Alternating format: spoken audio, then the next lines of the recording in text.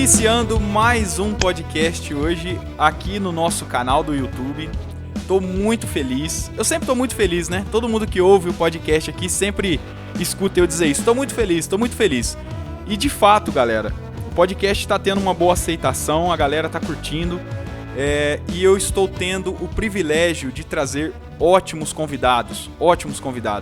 E hoje, para não perder o costume, né, para manter aqui o nosso nível do mais alto gabarito da fotografia, eu tô trazendo um cara que ele é fotógrafo, cinegrafista, músico, professor e tomador de café, galera. A gente vai entender bem que negócio é esse. Eu tô trazendo hoje aqui Armando Vernalha Júnior. Chega aí, Vernalha.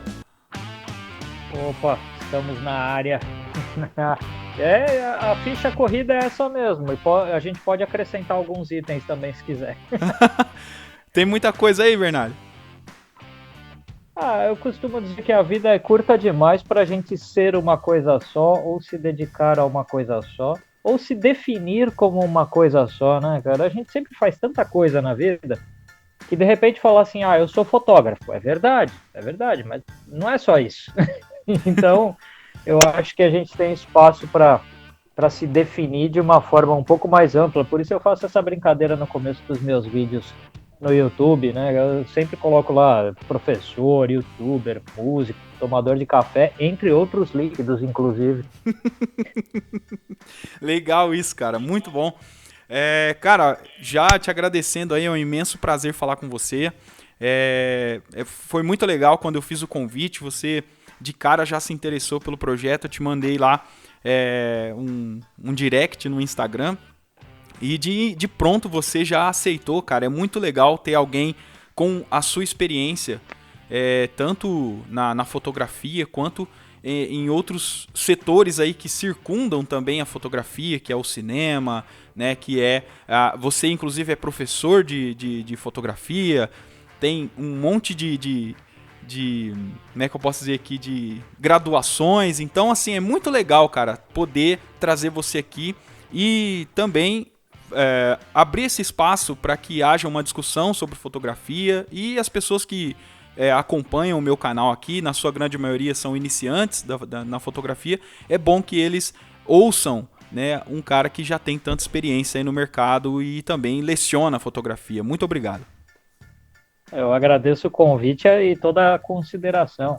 Eu comecei numa época antes da internet, cara, e era muito difícil conseguir informação quando eu comecei. Então hoje, quando eu vejo a capacidade que a gente tem de trocar ideias e informações, independente de onde cada um esteja no planeta, e isso facilita tanto, isso ajuda tanto. Então toda vez que surge um convite, um projeto, eu gosto de participar, eu gosto de trocar essas ideias, porque eu sei o quanto isso fez falta na época que eu comecei. Uhum. A internet ela tem esse benefício mesmo, né, de trazer essa facilidade, essa interação, né? E nesse momento que a gente está vivendo agora, né, dessa pandemia aí, que a gente não pode sair de casa, não pode ficar se reunindo com a galera, conseguir conversar sobre fotografia, ensinar e aprender fotografia e fazer um monte de outras coisas, a gente meio que teve que reaprender a fazer algumas coisas sozinhos, né, nesse momento tão complicado. E inclusive tem até um vídeo legal seu que eu assisti há um tempo atrás, Vernalha, que você falando sobre a fotografia de rua, sobre o centro de São Paulo, que você estava meio que se abstendo de ir lá fotografar. E aí, para dar até uma introdução no nosso bate-papo aqui, que eu quero entrar nessa discussão aí, que vai ser legal, você fala um pouco, cara, da sua fotografia, do seu início, como que você descobriu que a fotografia era a tua praia. Olha, se eu parar para pensar, primeiras fotos que eu fiz com o objetivo de que elas ficassem boas foram fotografias de shows. Eu tinha eu tinha variados projetos na minha vida que não envolviam nada a fotografia. Eu queria ser astronauta, piloto de avião, um monte de outros sonhos de garoto meus eram outros. E aí, um desses sonhos de garoto era ser músico. E na impossibilidade de pensar numa carreira dentro do estilo musical que eu mais gostava, porque música pesada, heavy metal, nunca foi muito popular no Brasil. Uhum. E assim eu pensava, eu tenho que achar alguma coisa que eu possa trabalhar e ganhar dinheiro com isso. Vai chegando uma certa idade da vida que você está lá na adolescência e já pensando como eu me tornaria independente de alguma forma. Uhum. E aí eu fui estudar processamento de dados, pensando em me tornar, sei lá, programador de videogames, programador de computador, qualquer coisa assim. Uhum. A fotografia nesse momento para mim era só um hobby esporádico de quando ia viajar com a família, às vezes eu fotografava, Uhum. mas era uma coisa muito esporádica. E um dia, já decepcionado do processamento de dados, já achando que aquilo não era para mim e começando a estudar um pouco mais, tanto de música como de fotografia, um amigo meu que tinha uma banda falou: "Eu vou fazer um show, cara. Será que você conhece alguém que fotografa?" E eu não sei por que motivo eu disse para ele: "Eu fotografo." Eu tinha uma câmera e eu tinha uma noção. E eu falei para ele: "Beleza, eu vou, cara. Eu faço as fotos." E assim, as primeiras fotos que eu fiz com a intenção de que ficassem boas foram as fotos de um show de uma banda, de um amigo meu, eu tinha 16 anos de idade, alguma coisa assim, Uhum. e estava no meio do colegial, e aí deu aquele estalo, assim, eu falei, é legal isso aqui que eu estou fazendo, é interessante. Então eu acho que é esse o momento em que eu começo a pensar mais seriamente que a fotografia podia se tornar uma carreira, começo a fazer alguns cursos, consumir mais o que tinha na época, que eram revistas e livros de fotografia, Uhum. e, e os cursos, eram poucas escolas de fotografia, eu não estou falando de um passado tão remoto, né? Eu estou falando dos anos 90, do milênio passado e do século passado. Então, não é tão remoto assim, mas, cara, se eu parar para pensar que talvez tivesse umas 7, 8 escolas de fotografia só em São Paulo naquele momento, Uhum. e era isso. E alguns cursos de fotografia dentro de faculdades, mas não existia uma faculdade de fotografia ainda naquele momento. Era muito limitado. É engraçado como mudou em 25, 28 anos para cá. Isso mudou radicalmente, né? A Uhum. visão da profissão fotografia mudou radicalmente. Então esse é o momento inicial, assim. Então as primeiras fotos que eu fiz foram fotografias de shows. Uhum. E porque amigos tinham banda, eu também tinha banda, eu frequentava os ambientes de shows e é assim que eu comecei.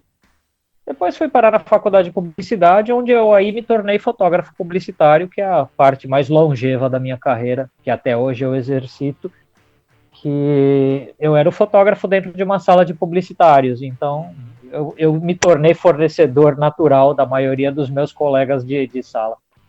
Legal. E uma coisa que eu tava conversando com o Heitor Perger, é até interessante o que eu tava falando com ele sobre a versatilidade, né? Ele também é um cara muito versátil, ele é, agregou várias coisas na fotografia dele, a gente tava rindo aqui, brincando. Ele falou, cara, eu sou muito generalista e isso é quase que um defeito. Eu falei, mano, num período que a gente tá vivendo agora, você ser versátil é a melhor coisa que existe, porque você não vai ficar desempregado de maneira alguma. E de alguma forma, Vernalha, todo esse conhecimento que você conseguiu trazer, tanto na fotografia de arquitetura, na fotografia publicitária e tal, que você fotografa produtos e inúmeras outras coisas, isso é um benefício nesse momento agora de que alguns fotógrafos que são mais segmentados, eles precisaram se reinventar. E para você, no caso aí, até para o Heitor lá, é uma boa, né? Você ter várias cartas na manga e entender de vários setores da fotografia, né? Eu acredito que sim, até porque eu não sei se é uma peculiaridade do mercado brasileiro, ou, porque a gente vive aqui e está acostumado aqui. Uhum. Mas eu não acredito que o mercado brasileiro, mesmo antes de pandemia e tudo, Uhum. comportasse uma profundidade de especialização muito grande para todo mundo. Uhum. Uma coisa é assim, 2, 3, 5 fotógrafos de arquitetura que são exclusivamente de arquitetura. Uhum. Também tem aquela meia dúzia que são exclusivamente fotógrafos de shows. Uhum. E uma meia dúzia que só faz retrato, sabe? Tem a galera que é muito especializada. Uhum. Mas o grosso do mercado tende a pelo menos algum generalismo. Então, por exemplo, quem faz, sei lá, casamento, que não é minha área. Mas se você só faz casamento e não faz 15 anos, não faz ensaio de família, não faz ensaio de gestante, não faz recém-nascido, newborn, você perde a chance de continuar atendendo aquela família que acabou de casar nas outras necessidades que essa família vai ter adiante. Verdade. Então, de repente, o casal casou, em seguida teve filho, pô, você é o fotógrafo que eles conhecem. Se você atendeu bem o casamento, de repente você já faz o recém-nascido, newborn, ensaio de grávida, sabe? Uhum. Então, alguma fluidez entre áreas, todo mundo tem que ter. Então, a pessoa que faz o evento social também tem que saber fazer retrato, também tem que saber iluminar em estúdio para um ensaio e assim por diante.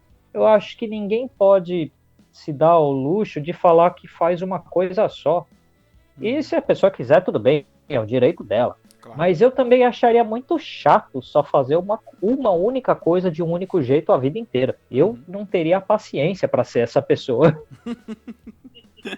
Bom, legal. Voltando aqui no início da pergunta passada, lá que eu estava dando uma ideia do que a gente ia conversar, sobre a fotografia de rua, cara, que é algo que eu gosto demais também. Você tem, inclusive, ótimos vídeos falando sobre o assunto, vídeos bem específicos sobre fotografia preto e branco, que eu também gosto demais. Como que você tá enxergando agora, cara, assim, tipo, para sintetizar melhor a pergunta, não ficar tão aberto. Como que a gente se destaca hoje, fotografando bem, num mundo que tá cheio de imagens, né? A gente é afogado, sufocado por tantas imagens.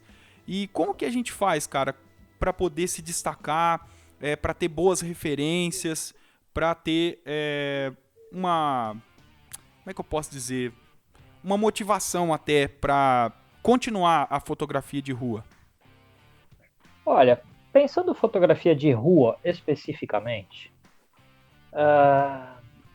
eu não vejo a fotografia de rua como uma carreira. Tá? Isso do meu ponto de vista, das minhas escolhas pessoais. A fotografia de rua, para mim, sempre foi a vazão criativa paralela ao trabalho comercial. E se acontecesse de eu fazer dinheiro com fotografia de rua, de repente vendendo impressões, porque eu fiz um trabalho de publicidade para um estúdio de arquitetura, e esse arquiteto compra uma foto para decoração de um projeto dele, seria uma derivação que pode acontecer do lado comercial consumir o lado autoral. Mas eu nunca vi a fotografia de rua como um projeto financeiro comercial de carreira, e sim uma ideia de que eu sou um cidadão urbano, nasci numa cidade grande, vivo numa cidade grande, gosto de viver aqui.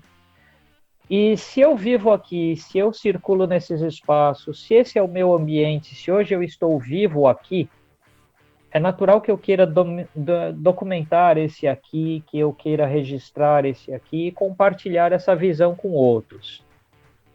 Eu vejo a fotografia de rua mais como uma demonstração do momento em que eu vivo para que eu compartilhe isso da forma que eu vejo com outras pessoas. E se acontecer disso se tornar diferenciado, uma sorte. Se acontecer disso se tornar dinheiro, outra sorte. Mas não é o plano, não é o objetivo, não é o projeto. É algo que eu faço unicamente porque eu gosto, porque é um exercício de criatividade, de composição, de estética e assim de discurso visual. Porque justamente a gente vive um momento em que todo mundo tem uma câmera fotográfica no seu bolso, porque todo smartphone hoje fotografa com razoável qualidade. Verdade. Né? Então, o que vai nos diferenciar é estilo, é estética, é composição, é a sua harmonia visual e assim por diante. Isso diferenciar que as pessoas reconheçam você no meio da multidão. mas no sentido de carreira, eu nunca tive esse projeto para esta área da minha fotografia. Eu acho que todo fotógrafo tem que ter um hobby. E a própria fotografia pode ser um hobby. A gente pode ter a fotografia que a gente faz comercialmente, que é aquela fotografia onde a gente vai conviver com clientes, vai engolir os sapos da profissão, porque tem prazo, tem correria, tem pressão por resultado. A fotografia profissional ela é altamente estressante, como qualquer trabalho. E aí você pode ter uma fotografia que é a sua válvula de escape. E por muitos anos, para mim, foi a fotografia de rua. E durante a pandemia agora tem sido a fotografia de natureza, porque não dá mais para frequentar espaços cheios, né? Que são as ruas. Então eu tenho ido para a natureza, para grandes paisagens para fotografar. E isso é o que me alivia das pressões do dia a dia. Então eu tenho um lado fotografia hobby e um lado fotografia profissão. Se mais adiante, quando eu tiver aí um pouco mais com o meu corpo um pouco mais cansado, que a idade já estiver batendo com um pouco mais de força, eu vou juntar esse material e fazer exposições, publicar livros, algo assim. Mas hoje não tenho essa visão de que alguém vai fazer uma carreira com fotografia de rua, porque ela vai depender de vender como fine art. E a venda de fine art tem flutuações de mercado que são importantes a pessoa atentar. Então não pode ser o único plano, né? A pessoa tem que ter uns planos B, C, D para a parte financeira, para não ser só esse plano. Cara, interessante. Muito bom esse ponto de vista, porque eu também enxergo a fotografia de rua da mesma forma, como uma maneira de um escape mesmo, uma válvula de escape, e também para exercitar a criatividade, né? Às vezes a fotografia de rua ela também tem um benefício que você consegue fazer um projeto fotográfico, às vezes você consegue trazer uma discussão social sobre algum tema, alguma coisa. Eu acho legal também que, né, nessa vertente da fotografia de rua a gente consegue trazer essas discussões, né? E eu acredito que você também, com certeza, vai poder falar sobre isso, Vernalha, que a fotografia ela ainda tem esse poder de impacto social, né, de trazer discussão sobre determinados assuntos. Se você podia falar um pouco sobre isso também, sobre o poder que a fotografia tem, ainda tem, né, na sociedade. Uhum. Eu acho que a fotografia ela tem hoje mais do que em outras épocas, porque ela está mais acessível a mais gente. Nunca teve tanta gente estudando fotografia e consumindo fotografia, porque quantos, sei lá, bilhões de usuários do Instagram existem? Essas pessoas estão consumindo foto. Então, a fotografia ela tem cada vez mais penetração na sociedade, cada vez mais espaço. A mídia impressa perdeu um pouco de espaço, mas a mídia online consome muita imagem. Então, no sentido de importância no nosso dia a dia e nas nossas vidas, nós nunca tivemos tanto espaço e importância para a fotografia. Eu costumo dizer que a fotografia ela não tem um poder de mudar o mundo num sentido muito radical de coisas. Mas conjuntos de imagens repetidamente acontecendo vão criando impressões, sensações que acabam afetando a sociedade. Então, eu acredito que a fotografia possa ainda, através das emoções que ela causa nas pessoas, que ela possa criar um pouco de movimentação. Eu acho que ainda alguém vai ver uma foto de uma pessoa que passa uma situação de necessidade e essa pessoa pode se sentir tocada por aquilo e optar por ajudar, e assim esse movimento dessa pessoa foi criado pela fotografia. Eu acredito que alguém ainda pode se incomodar e se ofender com a violência, com a guerra, com os abusos e com tudo isso. Eu acho que a gente ainda não está tão anestesiado a ponto de que a imagem não faça nada na gente. Eu acredito que a gente ainda é um ser humano, que a gente ainda recebe aquela imagem, ainda se ofende, ainda se choca, ainda se incomoda ou se emociona. E assim a gente pode se mover em função de um plano, de um mundo que possa melhorar de alguma forma. E a fotografia tem um papel nisso, ela nos mostra quando os fotógrafos e fotógrafas desse mundão conseguem unir a sensibilidade, o discurso visual pensado e nos mostram as coisas que acontecem, por exemplo, sei lá, pega o trabalho do Sebastião Salgado. Nossa, Quem eu não ia se falar ele emociona agora. vendo, quem não se emociona vendo o Sebastião Salgado, a pessoa já morreu, cara, porque não é possível não se emocionar e não pensar que o mundo poderia ser um mundo melhor, né?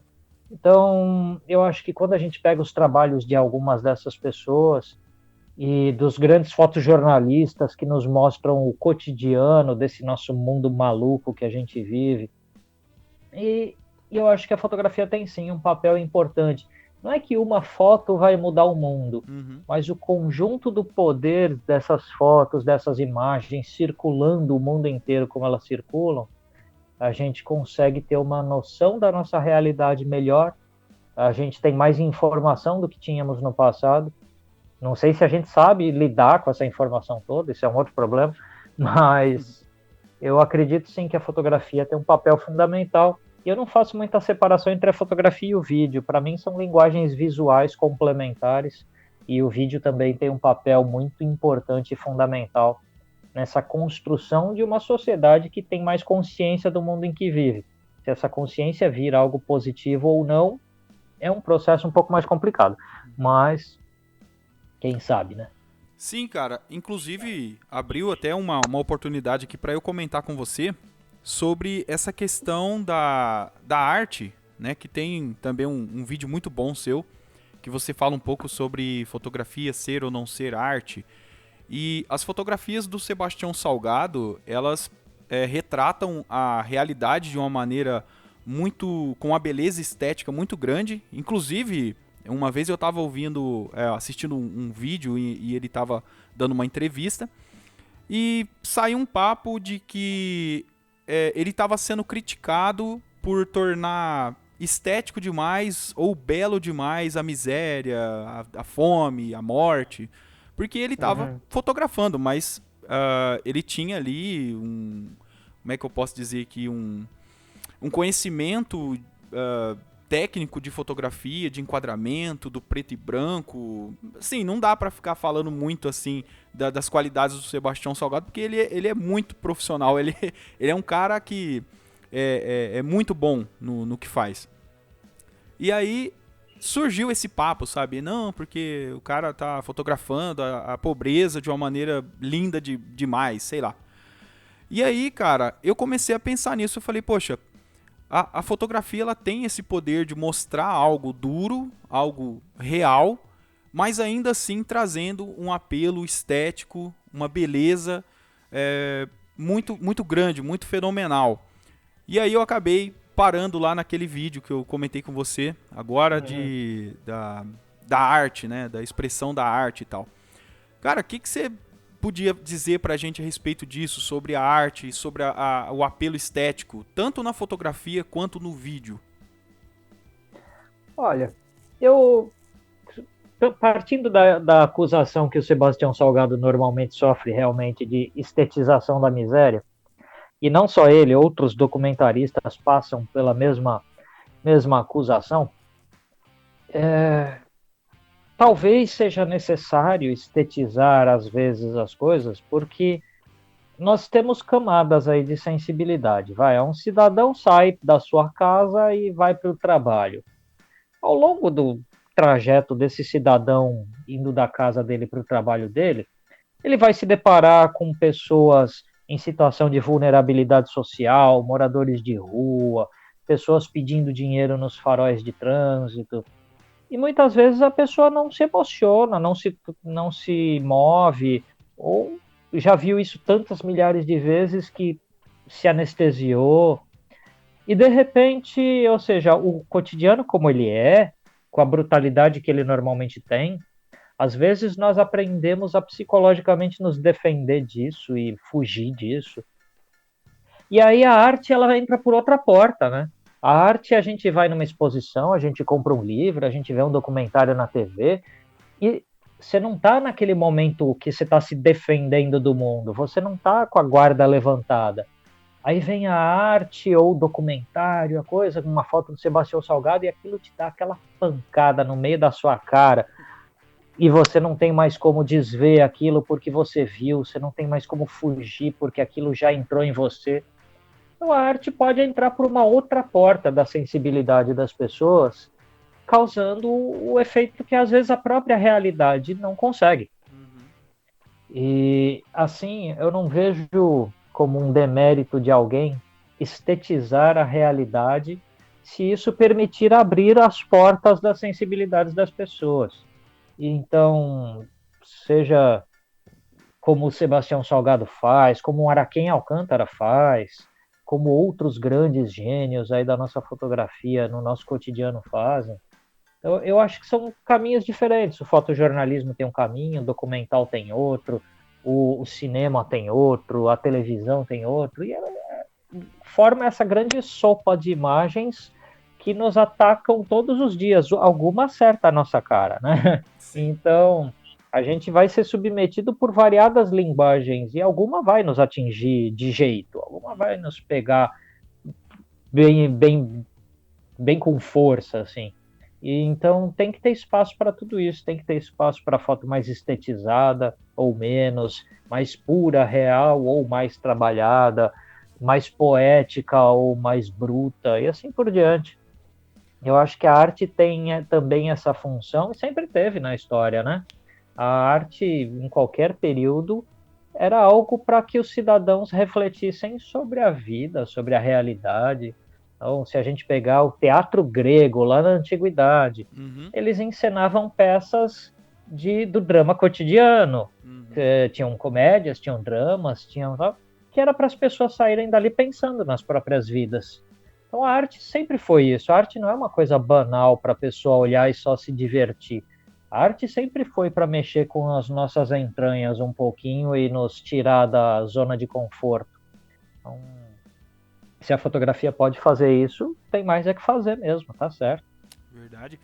E eu acho que a vida seria muito sem graça sem a arte, né, Vernalha?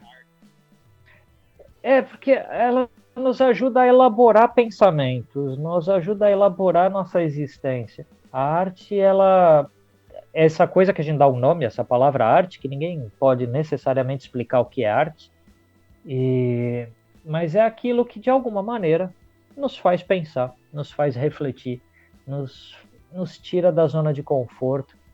E se a vida não tivesse esses momentos que a gente sai da nossa zona de conforto, cara, a gente ia ser só uma engrenagem trabalhando, né? A gente não ia ser mais nada além disso. Acorda, come, trabalha, ganha dinheiro, né? Dorme, come de novo. Ia ser Bem só isso. isso, cara. Bem isso. A vida sem reflexão, a vida sem pensamento, sem aprofundar um pouco o nosso, sabe, sem usar o cérebro para alguma coisa, seria uma vida muito pequena. Verdade. O impacto da arte na nossa vida, inclusive com vários fotógrafos que eu conversei, até tem um podcast muito legal para quem está nos ouvindo aí, pessoal, que eu falei com o Pedro da Costa. O Pedro da Costa, Vernalha, ele é um artista plástico, ele pinta quadros em cerimônias de casamento, né? Tem Legal. o fotógrafo e tem o pintor, né? Agora ele falou que é algo um pouco novo aqui no Brasil, ainda é um mercado a ser explorado, né, pelos artistas brasileiros aí. E aí ele vai na cerimônia, os noivos escolhem ali um lugar, ó, a gente quer ser pintado é, desse ângulo aqui. Aí ele vai lá, monta o cavalete dele, tudo certinho e faz uma pintura ali ao vivo no casamento, cara. É incrível, muito legal. Legal. E a gente tava conversando sobre isso, cara, e trazendo isso até para os fotógrafos. Muitos, né, falavam que, cara, eu entrei na fotografia porque eu desenhava, eu comecei a fotografar porque gostava de coisas ligadas à arte. E o seu interesse pelo cinema e, né, por toda a, as coisas que circundam o cinema, até a câmera fotográfica, falando ainda de arte, Uhum. de pintura, a câmera fotográfica ela foi inventada meio que para resolver alguns problemas dos artistas, né? Ela foi feita para talvez melhorar o traço dos artistas. E então não dá para tirar uma coisa da outra, né? A fotografia e a pintura e tudo que a gente e tudo que você comentou aí que a arte engloba, né? Que a gente Uhum. denomina arte, não dá para desvincular uma coisa da outra. E sobre o cinema, cara, sobre a arte também de documentar e ilustrar a vida e fazer tudo isso que a gente está falando com uma câmera de cinema, como que você se interessou por essa área e como que você iniciou os seus projetos, como que foi trabalhar também com o audiovisual? Meu interesse por imagem começou pelo cinema. Tá? Eu era um consumidor de filmes, um frequentador de salas de cinema, antes de ser fotógrafo. E se eu puxar pela memória, a primeira coisa que teve um grande impacto visual em mim, eu tinha uns 10, 11 anos de idade e eu assisti o filme 2001, Uma Odisseia no Espaço, do Stanley Kubrick, pela primeira vez. Naquela época a TV passava esse filme em 2 partes, passava metade em cada dia. E eu lembro que eu terminei de ver aquilo e eu queria ver de novo, e de novo, e de novo. Então, meu primeiro despertar visual foi com 2001, Uma Odisseia no Espaço, do Stanley Kubrick. Ali eu passei a gostar de coisas de imagem. Ali eu passei a folhear uma revista com outros olhos para as imagens que estavam impressas.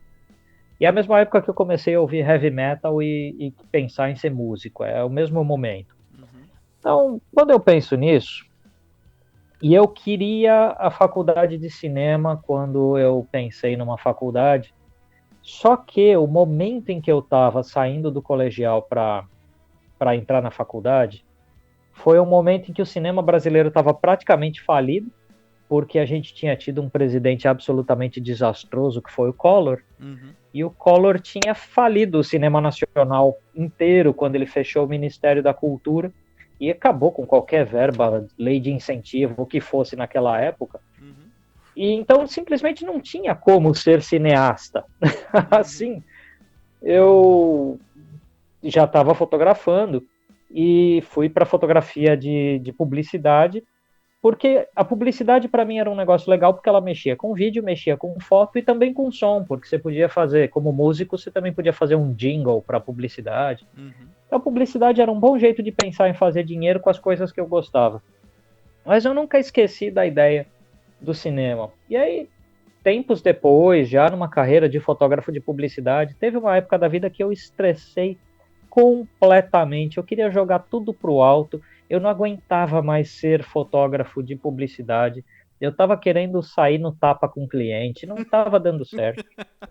E eu estava com a cabeça completamente pirada mesmo. E aí eu falei, vou parar tudo, vou mandar tudo pro diabo e vou ser cineasta. Vou ser. E fui estudar cinema.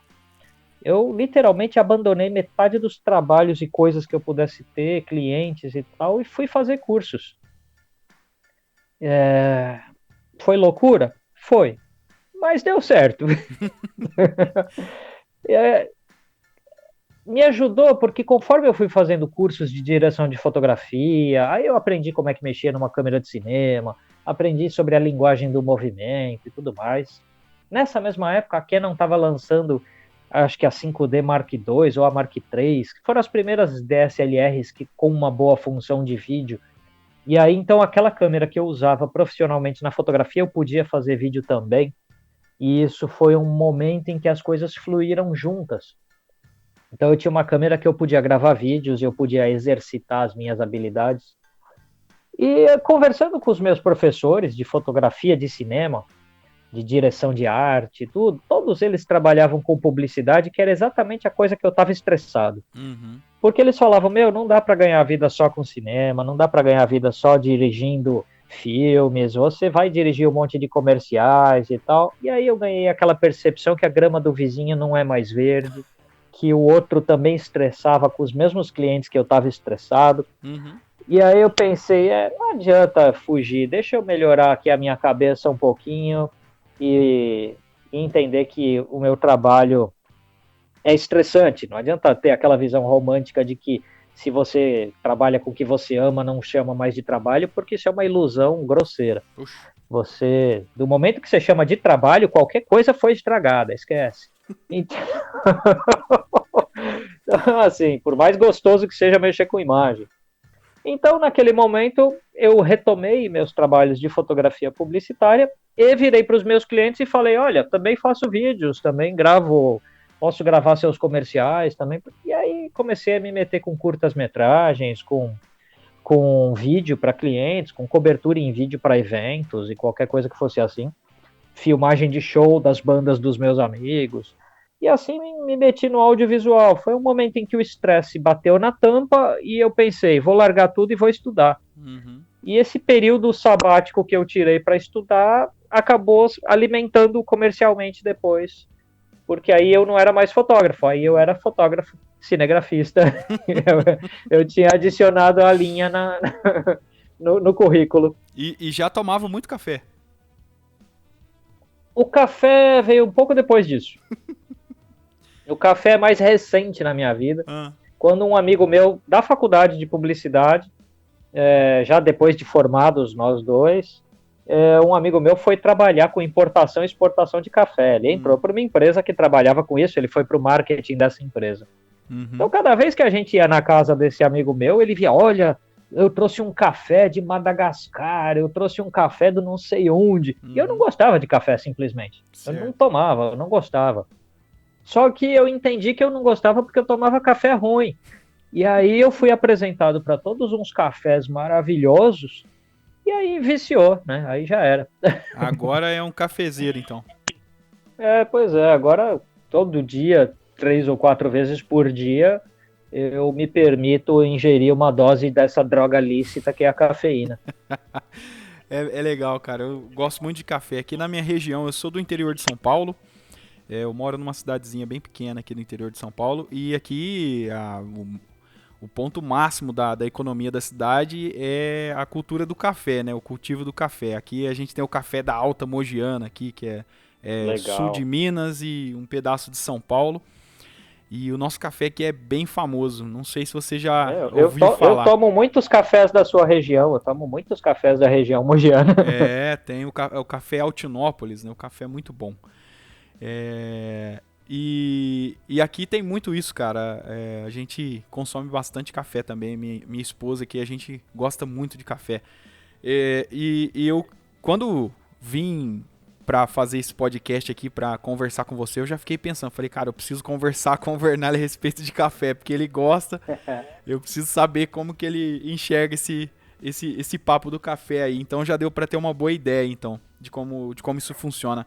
Cara, você falou E é engraçado, só complementando uma coisinha, é engraçado que assim, foi tardio, como eu disse na minha vida, então eu já era um sujeito adulto e tal, e de repente, cara, eu me vi comprando livro para ler mais sobre café. Olha. E frequentando cafeterias para deixa eu experimentar o café não sei de onde para ver o que muda, deixa eu preparar, agora, eu só fazia coado, vamos fazer expresso, vamos fazer prensa francesa, sabe? Você começa a se meter numa loucura, cara, quando você vê, você tá gastando dinheiro em acessórios. Aí depois, agora eu já tô numa fase mais tranquila do meu vício de café, já defini que eu gosto mesmo de café coado, tomo expresso, tomo outras coisas, mas eu gosto mesmo de café coado. E defini o meu gosto também, depois de muito experimentar, eu fico muito ali entre Mogiana e sul de Minas, cara, são meus cafés favoritos mesmo. Legal, o café daqui é muito bom, particularmente falando. Se um dia você passar aqui pelo interior de São Paulo, na cidade de Altinópolis, né, onde eu trabalho mesmo, eu trabalho num posto de combustíveis, e lá a gente vende, né, o café. Legal. O café Altinópolis, né, e tem a versão popular dele, né, mais conhecida, versão econômica, e tem também aquelas versões premium, sabe, aqueles cafés mais elaborados. Quem sabe um dia, se você passar por aqui e eu tiver a sorte de encontrar você lá, eu vou dar um pacote de café para você levar para casa. Eu já vou deixar como uma proposta combinada, assim que essa pandemia maldita acabar e que a gente puder circular por aí, cara, já tenho a ideia de já não só quero ir, como quero ir tomar o café e fotografar as fazendas de café que tiver na região, cara. Já quero isso aí tudo. Vixe, vai dar certo. E olha pra você ver que legal, cara, que aonde eu trabalho, logo em frente onde eu trabalho tem uma plantação, uma fazenda enorme de café, né? E aí a gente acaba vendo, cara, todo o processo, sabe? Do pessoal trabalhando, plantando, colhendo, as máquinas, tem um pouco de mão de obra ainda, humana, né? Sem contar que deve nos ter um aroma cafezais. maravilhoso, né? Nessa... Sim, cara, sim. E aí a gente acompanha todo o processo ali, sabe? Tem o Legal. pessoal que trabalha lá na sacaria, os chapas, a gente sempre tá conversando ali, às vezes ganha um cafezinho ali diferenciado e tal. É muito legal, cara. E saindo um pouco aqui do café, até para comentar algo que você falou aqui que eu achei muito legal, que é essa coisa do trabalhar com o que ama. Existe Uhum. ainda esse olhar muito apaixonado, né? Principalmente dos iniciantes na fotografia, inclusive o meu também. De olhar a fotografia e falar, nossa, meu sonho é trabalhar com o que eu amo, né? Os caras que estão nos ouvindo aqui, o pessoal que está nos ouvindo, quer trabalhar com cinema e tal. Então, existe mesmo essa questão de quando você transforma aquilo num trabalho, vai ter todos os percalços de um trabalho, né? Vai ser difícil, vai ser complicado lidar com aquela rotina de sempre fotografar com prazo e tal, atender demandas, né? Eu achei interessante você falar disso, Vernalha. Não sei se você pode dar mais uma pincelada a respeito desse papo de ser profissional numa área que você tanto gosta. Ah, eu acredito assim, a gente trabalhar com o que gosta, obviamente trabalhar é melhor do que trabalhar com o que você não gosta. Não há discussão sobre isso. Mas ainda assim, a gente não pode supor que trabalho vai ser uma diversão, que o trabalho vai ser como um hobby, onde a gente só faz o que quer do jeito que quer e tudo bem. Porque tem algumas pessoas que têm uma visão, que eu chamo de uma visão romântica do trabalho, de que trabalhar com artes é necessariamente você exercer a sua criatividade o tempo inteiro. E não é bem isso que vai acontecer. Mesmo num setor muito criativo, como o que eu atuei a vida inteira aqui, que é a fotografia de publicidade, você tem os seus clientes têm ideias, as ideias dele podem não ser as mesmas que as suas, e a que vai prevalecer é a dele, não é a sua. Não adianta se romancear de que, se eu fizer a foto do meu jeito, o cliente vai engolir. Não, ele vai querer a dele mesmo. 9 em cada 10 vezes ele vai ficar feliz só quando você tiver feito o que ele queria e não o que você queria. Então, eu acho que a gente tem que entender que existem várias camadas nessa história. Existem trabalhos em que o cliente vai olhar para você com respeito artístico e falar: eu quero a sua visão sobre isso aqui. Aí vai ser ótimo, vai ser uma delícia, você vai se divertir. Existem outros clientes que vão querer uma visão dialogada. Ele falou: olha, eu gosto do seu estilo, mas eu queria esta outra coisa também. Então ele quer aquele meio caminho entre você e ele. E aí esse trabalho vai ser interessante, porque você também vai aprender coisas nesse trabalho. E existem outros momentos que você é meramente um prestador de serviço. O cliente topou o seu preço para que você resolvesse um problema dele.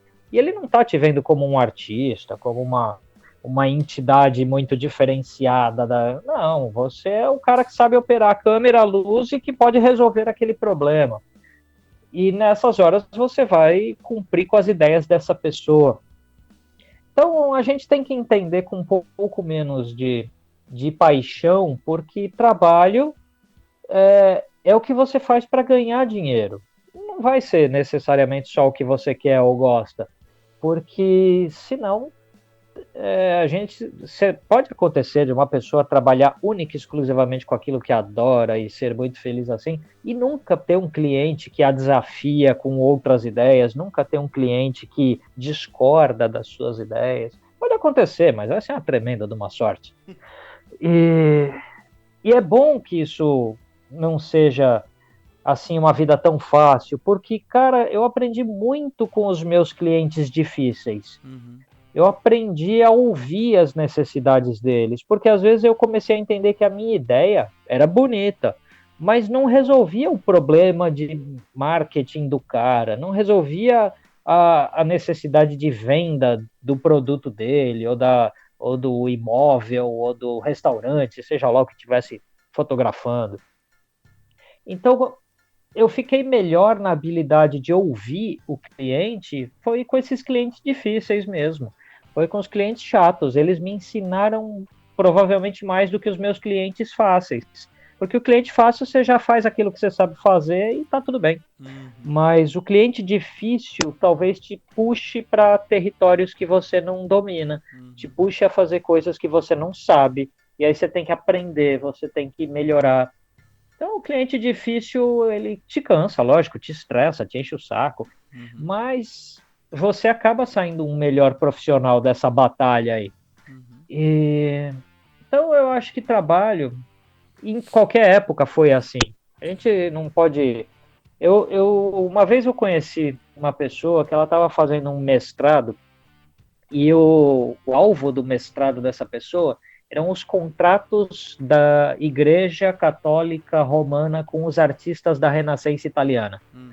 Então, são contratos escritos no ano 1500 e pouco, e essa pessoa estava estudando esses contratos, esses documentos.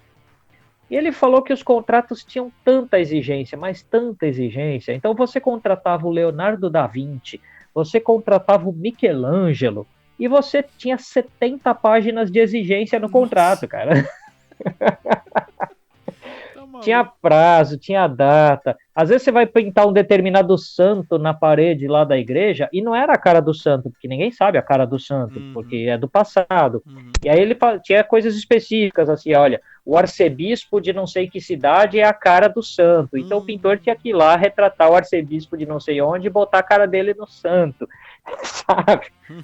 Então você pensa assim, isso, cara, é o Michelangelo recebendo ordens. Nossa. Então se o Michelangelo pôde receber ordens, quem sou eu, entendeu? Bem isso, cara, verdade. Sabe, quem sou eu na fila do pão pra discutir essa história? Então faz parte, cara, a gente vai receber ordem também, é normal. Eu comecei a pensar nisso de uma maneira diferente. Essa semana eu tava assistindo uma entrevista acho que é Jamie Foxx, o cara que fez o Django Livre, se eu não me engano, faz o Electro lá no filme do Homem-Aranha e tal. E ele tava falando de como é trabalhar com o Quentin Tarantino, né, um super diretor de cinema, cineasta e tal. O cara, né, eu não preciso rasgar seda pro cara porque todo mundo conhece. E aí ele falou assim que o cara era um tirano, né? O cara era um tirano, ele chegou lá pra atuar falando de um jeito e tal, né? E ele falou, não, você precisa falar como um escravo, você precisa se comportar como uma pessoa daquela época se comportava, você tem que... Chamou ele num lugar meio afastado assim e deu aquela bela esculhambada, né? Com...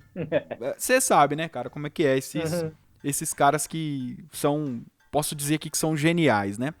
E aí todo mundo pensa, o cara é ator, pensa, não, meu sonho é trabalhar com Quentin Tarantino, meu sonho é trabalhar com, sei lá, Steven Spielberg e tal. Só que os caras têm uma visão da obra, e aí o ator chega, né, com todo aquele escopo dele já, de como ele atua, do jeito, a assinatura dele de fazer as coisas, e o cara simplesmente desconstrói aquilo ali pra atingir um objetivo. E aí no final da entrevista, o cara que tá conversando com esse Jamie Foxx fala assim, você trabalharia de novo com o Quentin Tarantino? Ele falou assim, 1000 vezes. Então, aí eu até comentei, falei, poxa, olha como inclusive tem muito a ver com o que você disse, que o cliente difícil, né, o cliente exigente, ele acaba produzindo na gente uma gana por crescer, por melhorar. E a gente precisa entender também essa questão da diversão, muito bem dito por você, que às vezes a gente confunde, né? Eu vou trabalhar com o que eu amo, então eu vou me divertir o tempo todo. E eu acho que é por isso, Vernalha, que muita gente acaba abandonando, né, a área, né? O cara deixa de ser fotógrafo, deixa de ser cineasta, deixa de trabalhar com determinada coisa que ele ama, porque no primeiro trabalho ele já tem essa objeção. O cliente fala assim, ó, eu sei que você faz desse jeito, mas eu quero que você faça assim. E eu acho que na hora que a pessoa se depara com essa situação, ela acaba voltando para trás, né? Porque quando a gente toma essa esculhambada da vida, que a vida tem um poder infinito de nos esculhambar, e que a gente descobre que não é tão divertido assim, então talvez não queira. A gente tem que saber que dores a gente aceita levar, né? Quais desaforos a gente vai engolir.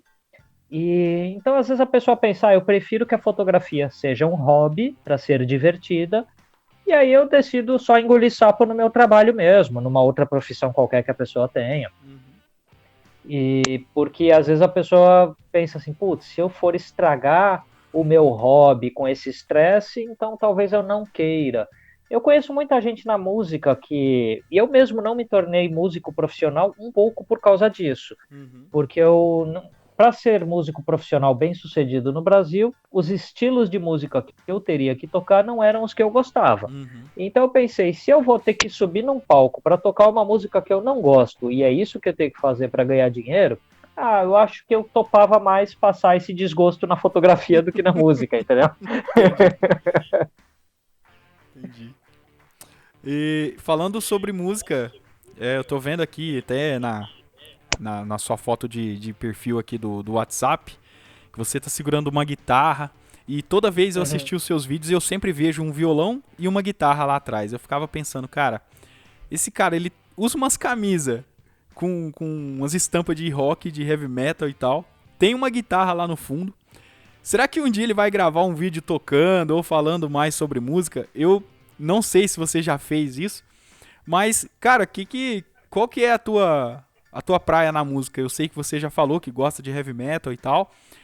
Você também falou outra coisa muito legal aqui sobre essa questão da música brasileira, que é muito difícil você tocar o som que você gosta e ter um sucesso com aquilo, né? Você meio que tem que bater continência pro, vamos botar bem entre aspas aqui, né? O popular, né?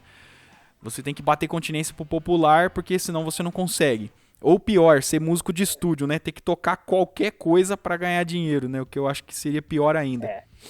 E aí, cara, qual que é a tua praia da música? O que você ouve e tal? Bom, na música, assim, o meu instrumento de formação é a bateria. Tá? O instrumento que eu realmente estudei, que eu realmente toquei em bandas e tal, foi bateria. Só que não tinha espaço nem condição de manter uma bateria. E assim, como eu também sempre tive violão para compor música, com o tempo eu fui me tornando guitarrista. Se você quer conferir minha habilidade de guitarra, tem um vídeo lá no meu canal, que é o review de uma câmera da Canon, aquela EOS R5. No review da EOS R5 tem um solo de guitarra meu lá. Vou lá assistir, meu. Então depois você dá uma olhada. Não é grandes coisa não, já adianto que não é grandes coisa não, porque eu não sou nenhum grande virtuose da guitarra não. Eu só faço barulho mesmo. Mas os estilos que eu tenho apreço, assim, eu falei para você que quando eu tinha 10, 11 anos de idade eu vi o 2001 do Stanley Kubrick. E quando eu tinha 10 anos de idade aconteceu o Rock in Rio, o primeiro Rock in Rio, em 1985. Eu nasci em 75, em 85 eu tinha 10 anos e passou na TV os shows do Rock in Rio. E as bandas que tocaram na noite do rock, daquele Rock in Rio, fizeram os pilares fundamentais do meu gosto por rock. Então eram o Scorpions, o Iron Maiden, o Queen, o Ozzy Osbourne. O que eu vi naquele Rock in Rio formou a sustentação musical para o resto da minha vida. Então é algo entre o chamado hard rock e o heavy metal. São as coisas que eu mais ouvi e toquei em bandas ao longo da vida. Fui para períodos da vida com música um pouco mais pesada que isso, para um thrash metal, também para um punk hardcore. Eu tive fases um pouco mais barulhentas, fases um pouco mais melódicas, mas o centro vital da minha existência musical ficou ali entre o hard rock e o heavy metal. Bandas aí como Kiss, Bon Jovi, Van Halen, e até Metallica, e assim por diante. Eu acho que é essa faixa aí, esse intervalo. Algumas bandas brasileiras muito boas, como o Viper, o Angra e o Sepultura. Eu acho que o Sepultura talvez a banda mais pesada que eu acompanhei por mais tempo. Eu acho que essa aí é o centro do meu gosto musical. Também ouço outras coisas. Eu tive uma fase de ouvir muito blues, tive uma fase de ouvir um pouco de jazz, também música erudita, música clássica, mas são trilhas sonoras de filmes também, mas são um pouco menores no meu consumo musical de vida. Meu consumo musical maior foi o heavy metal mesmo. Black Sabbath eu acho que é a banda mais importante da minha vida, junto com a Iron Maiden. E isso me influencia até hoje. O clima sombrio da música que eu ouço é o clima sombrio da minha fotografia. Quando você para pensar, a minha foto ela é um pouco escura, a minha foto tem muita sombra, quando eu falo de foto autoral, né?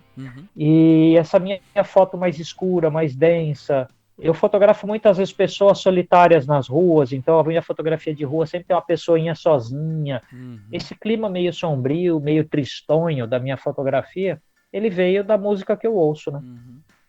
Eu acho legal você falar isso aí, porque eu também tenho um apreço pela música muito grande. Eu sou um apaixonado por música. Eu também tenho aqui em casa, tem violão, tem guitarra, tem baixo. Também estudei bateria também por um tempo. Foi o único instrumento que eu levei muito a sério foi a bateria. Mas aonde eu morava e do jeito que eu vivia, era impossível ter uma bateria dentro de casa. Então eu ia para a igreja, eu ia para a igreja, onde tinha uma bateria, abria a igreja, o pastor me deixava com a chave e eu ficava lá estudando bateria lá, fazendo maior barulho, irritando os vizinhos lá. E e sobre música, a função do baterista no mundo é irritar os vizinhos, cara. Cara, não tem outro jeito, sabe? Tinha um amigo meu, cara, ele foi um dos caras assim que realizou o sonho dos bateristas da minha época na escola, né? O cara conseguiu comprar uma bateria e montar na sala da casa dele, né? E eu ficava imaginando, falei, cara, como que será que é isso? O cara toca bateria na sala, né? E os pais, morava com os pais e tal. E ele falou, cara, eu toco bateria mesmo, tô nem aí, faço o barulho que eu tiver que fazer. Aí a gente tava conversando, era um feriado, acho que era dia de finados e tal, e ele montou essa bateria lá, cara. Deu polícia na casa dele, virou uma bagunça, ele teve que desmontar tudo. E aí eu falei, ele realizou um sonho, mas eu não sei se eu teria coragem de fazer isso, porque o ônus é maior que o bônus nesse caso. Por aí. E aí, cara, então você também, a música também influencia na sua fotografia, achei legal você falar isso.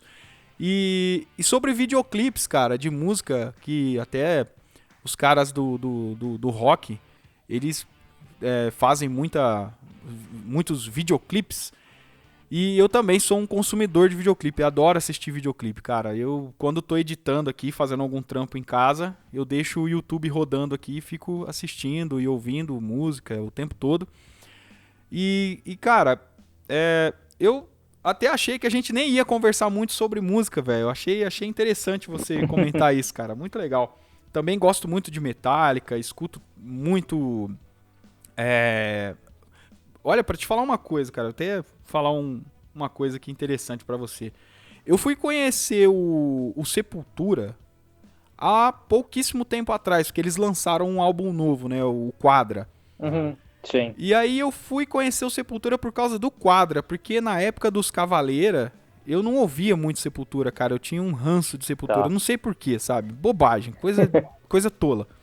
E aí fase da vida, é normal. Fase. E aí eu ouvi, cara, esse álbum, o Quadra aí, tem uma pegada, sei lá, cara, parece trilha sonora de videogame, um negócio muito legal. E aí eu comecei a ouvir por causa disso. E aí eu fico ouvindo também essas músicas enquanto eu tô fazendo caminhada, enquanto eu tô editando fotos aqui, e isso acaba resvalando também na minha fotografia. E aí entra também um assunto legal pra gente conversar aqui. Você ainda tem tempo aí pra mim? Dá pra gente bater mais um papo? Tem, tranquilo, vamos. Não, beleza. Vamos seguindo. Então beleza. Pra gente falar um pouquinho mais sobre a música, a influência da música aí na nossa vida de fotografia, você chegou a dirigir alguma coisa relacionada à música que você pôde fazer trilha sonora ou fazer um videoclipe, alguma coisa relacionada que você conseguiu unir as duas coisas num trabalho só? Não como uma direção, nesse sentido não. É algo que eu ainda quero fazer, ainda está nos meus planos.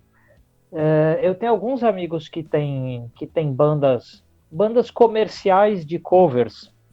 E dessas bandas que tocam aí, como artistas internacionais não são tão frequentes no Brasil, uma banda de cover às vezes faz dinheiro tocando em lugares menores, né? Então, tem um amigo meu que tem um cover do U2, por exemplo, e eles fazem muitos shows porque o U2 não tá toda hora no Brasil, né? E esse pessoal uma vez precisava de filmagens de shows deles, para compor um tipo de videoclipe que eles usavam para vender o show deles para clientes. Ou seja, é um trabalho publicitário, né? É um trabalho que eu faço normalmente. Então, nesse sentido de fazer materiais promocionais de bandas que as bandas acabam utilizando para vender o seu peixe, ou seja, um trabalho publicitário, isso eu cheguei a fazer para 2 bandas, um cover de Coldplay e um cover do U2, e fotografias de várias outras bandas. Aí fotografia eu fiz para capa de demo, capa de disco, de algumas bandas.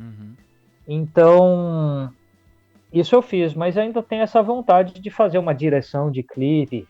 O engraçado é que o meu consumo musical é muito de heavy metal, mas o meu diretor de clipe favorito é um cara muito da música pop, que é o Anton Corbijn. O Anton Corbijn é um fotógrafo e diretor de clipes holandês.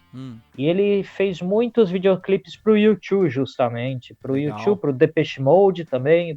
O pop inglês, o pop britânico, tem muitos clipes maravilhosos, muitos feitos por esse Anton Corbijn. Verdade. Alguns são em preto e branco, cara, e é um preto e branco maravilhoso. Caramba, eu preciso ver.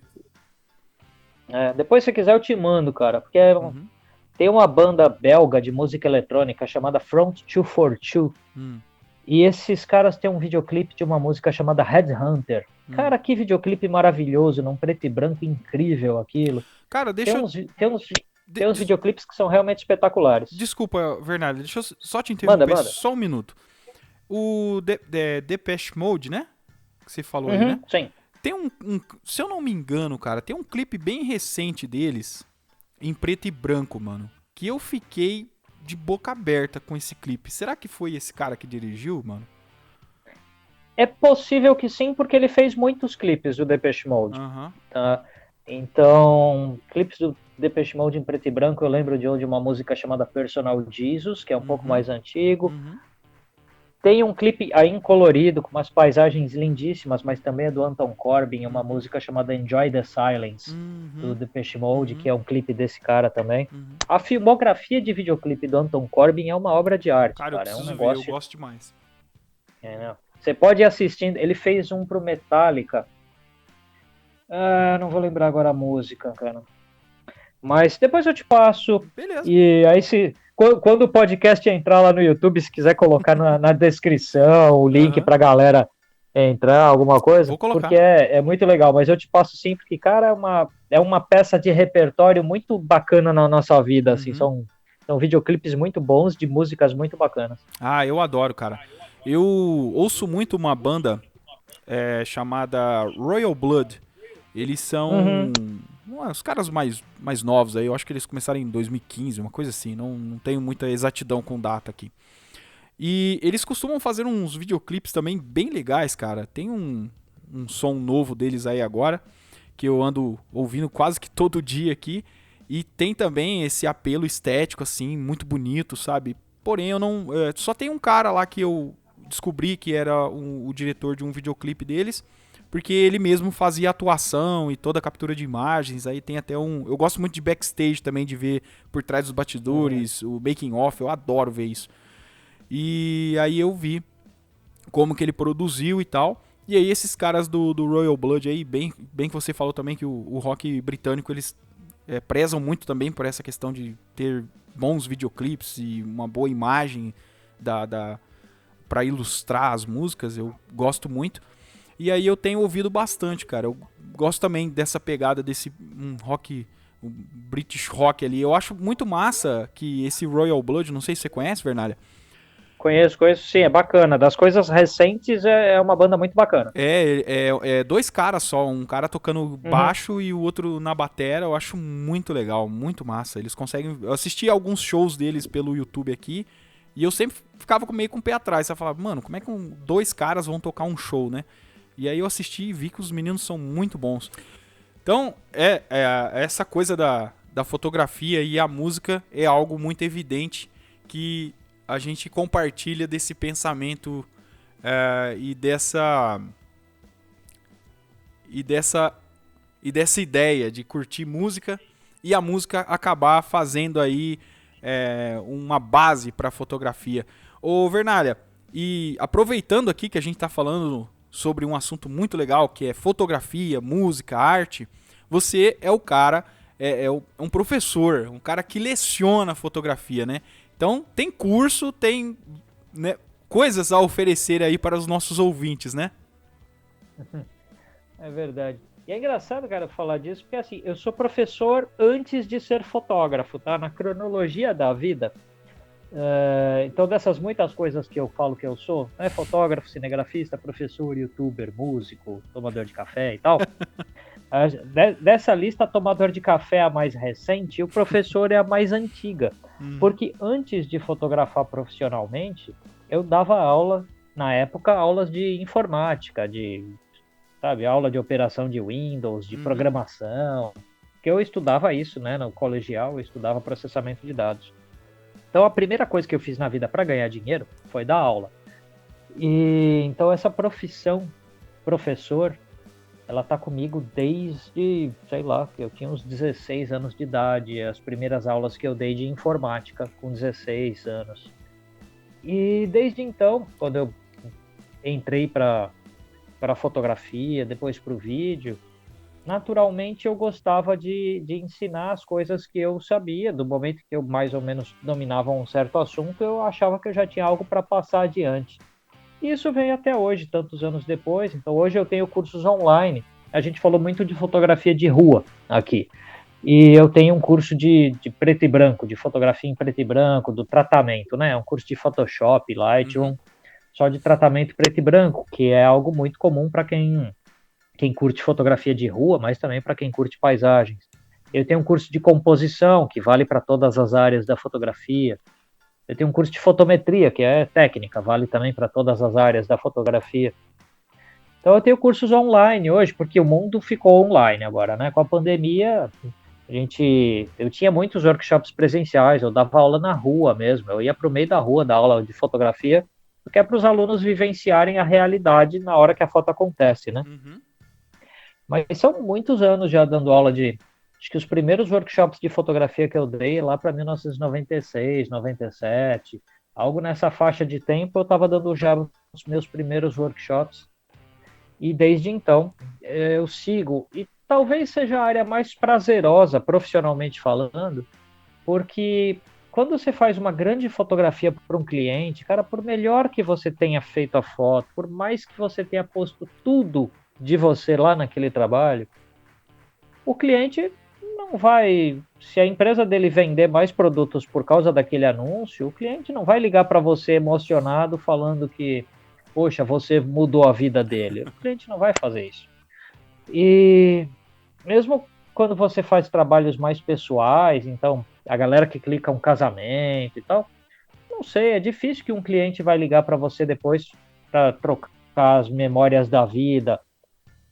Mas a aula, cara, o ensino, ele me traz uma coisa às vezes, que às vezes 10 anos depois que alguém foi meu aluno, a pessoa fez um workshop, aprendeu alguma coisa, às vezes 10 anos depois, essa pessoa já está na carreira dela, já está vivendo a vida fotográfica ou de vídeo dela, e aí eu vejo essa pessoa às vezes participando de um podcast ou de um vídeo no YouTube, e a pessoa vai lá e fala, pô, um negócio que fez diferença na minha vida foi um curso com o Vernalha. Cara, você não sabe o tamanho da alegria e da emoção Olha que que legal. isso traz, porque você sente que você efetivamente ajudou a mudar a vida de alguém, ajudou a dar um caminho, direcionou, fosse com técnica, com ideias, com alguma coisa, enfim, de alguma forma você participou da construção de vida de alguém. E eu acho que o maior dos benefícios de ser professor e o que me dá o maior prazer em dar aula é justamente o fato de que eu sei que aquilo que eu faço efetivamente tem utilidade na vida de alguém. Porque a fotografia publicitária, que é o meu outro ganha-pão, a gente tem que lembrar que tudo bem, aquela empresa que você está anunciando, ela ganha dinheiro com o seu trabalho e assim a roda do mundo continua girando. Mas é um pouco fútil, porque você está fazendo um trabalho só para incentivar as pessoas a comprarem alguma coisa. Não tem muita profundidade filosófica, sabe? Não é um negócio tão assim, tão interessante. Já a aula não, cara, porque a aula você realmente está entrando na vida de alguém e participando da construção desse alguém, e esse alguém está participando da sua construção porque cada aluno me modificou enquanto professor, me fez pesquisar, me fez estudar, me fez crescer mais. Então, dar aula é a coisa que eu me vejo para o resto da vida fazendo. Eu não me vejo fotografando comercialmente até o fim da minha vida. Uhum. Em algum momento eu vou me aposentar da fotografia comercial, porque eu vou ter perdido completamente a paciência com a parte comercial da coisa. Então, em algum momento, eu não me vejo assim, com, sei lá, 70 anos, 80 anos, não sei quanto eu vou viver, eu tenho 46 hoje, mas eu não me vejo daqui a 20 anos fotografando comercialmente. Talvez vendendo livros e fazendo exposições, talvez. Mas o comercial de fotografia publicitária eu não me vejo fazendo daqui a 20 anos, mas eu me vejo dando aula ainda. Uhum. Então, se tem algo que vai ser... É a profissão que vai ficar comigo por mais tempo. É a que está há mais tempo e é a que ficará comigo por mais tempo, com certeza. Uhum. Eu lembro de você falar duas coisas assim que eu me lembro muito de ouvir você no YouTube, que quando eu fui aprender fotografia, fui ouvir os caras que ensinam no YouTube. E duas coisas que eu ouvi de você que me marcou mesmo, foi uma questão que você falou a respeito, uma frase que você falou a respeito de fotografia e câmera profissional. Você falou assim, a câmera profissional é a câmera que paga suas contas. Depois que eu ouvi isso, cara, eu mudei muito o meu ponto de vista sobre fotografia, porque eu era muito bloqueado. Eu pensava assim, cara, eu não vou poder atender cliente, não vou falar que eu sou fotógrafo com o equipamento que eu uso, né, cara? Não dá, né? E aí eu comecei a ouvir um monte de gente falando sobre marca de câmera, modelo de câmera. E aí foi na época que eu comecei a assistir teu canal. Eu falei, cara, aquele cara, ele tem um jeito muito didático, ele é muito sóbrio pra falar a respeito de fotografia. Eu acho que eu vou começar a assistir mais os vídeos dele. E aí eu ouvi você falar sobre isso, achei muito legal e teve um impacto muito positivo na minha fotografia. E outra coisa que você falou, a segunda coisa que você falou, que eu achei muito legal, que eu tô passando por isso agora, e várias pessoas que passaram aqui pelo podcast comentaram a mesma coisa, que é o crescimento que você tem quando você ensina fotografia. No vídeo você estava falando a respeito do YouTube, que você adquiriu muito mais, você evoluiu muito depois que começou também a trazer a fotografia para o YouTube, para ensinar no YouTube. Então, eu queria até que você pudesse falar um pouquinho mais sobre essas duas coisas aí, sobre a câmera profissional é a câmera que paga suas contas, e sobre essa questão de quando você se abre para falar sobre fotografia, você acaba aprendendo mais. Eu penso que sobre câmera profissional, eu penso assim, a melhor das câmeras, e olha que por conta até do canal do YouTube eu já pude testar qualquer equipamento. Eu comentei agora há pouco, tem um solo de guitarra meu no review da EOS R5, que é uma câmera caríssima.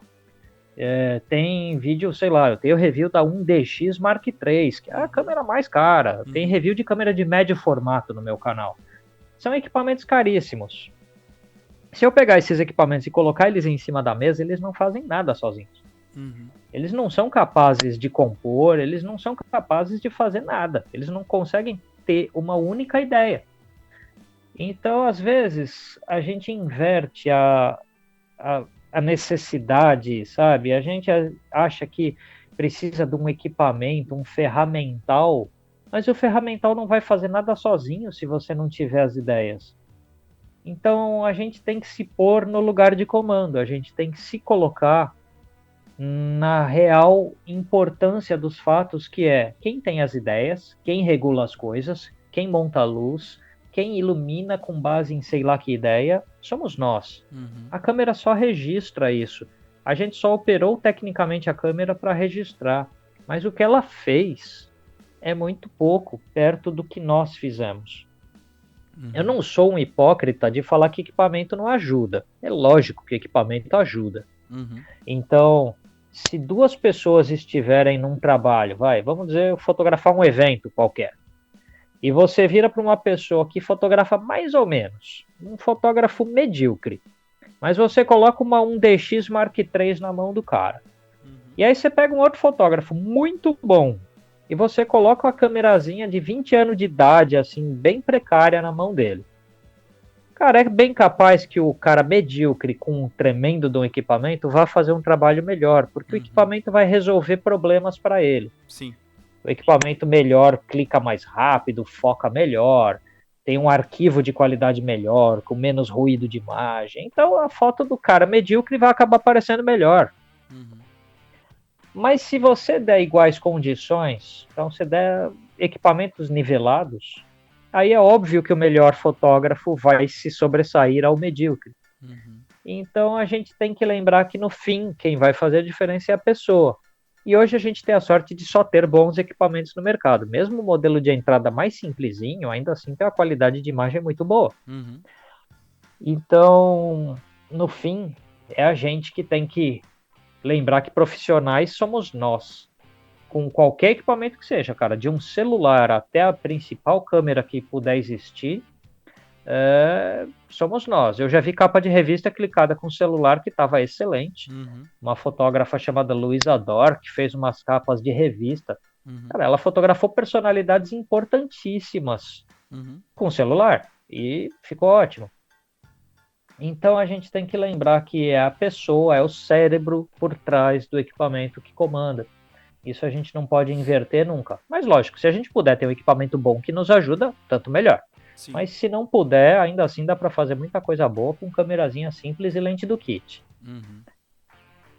E sobre o crescimento, cara, aquele vídeo que eu fiz falando que eu me tornei um melhor fotógrafo por ser youtuber também, e eu posso dizer a mesma coisa por ser professor, e eu me tornei melhor youtuber por ser professor e melhor professor por ser youtuber. Cada coisa dessas se autoalimentou, porque cada vez que a gente lida com mais uma pessoa e a gente recebe o retorno dessa pessoa, a dúvida, a pergunta, o comentário, qualquer coisa, a gente vai aprendendo e vai melhorando. Uhum. E tanto que assim, eu classifico o meu canal como educacional, ele está classificado no YouTube como educacional. Os meus vídeos não são classificados como entretenimento, eles são como educacional. Uhum. Assim eu vejo o YouTube como um braço didático, é parte das minhas aulas, é parte do meu trabalho de professor. Então, quando eu ligo a câmera para gravar para o YouTube, é como quando um aluno meu me perguntou alguma coisa e eu vou desenvolver aquele assunto para dentro dos meus conhecimentos. Uhum. Então, eu pesquiso, eu escrevo roteiro, se for um assunto que eu não tenho total domínio, eu vou primeiro estudar e dominar o assunto antes de falar sobre aquilo. E assim, dar aula e ser youtuber, conviver com pessoas e tudo isso foi me tornando melhor professor, melhor youtuber, melhor fotógrafo. Esse crescimento que não tem fim, eu espero que nunca tenha fim, eu espero que amanhã eu seja melhor do que eu fui hoje e que depois de amanhã eu seja melhor do que amanhã e que eu continue querendo aprender. Uhum.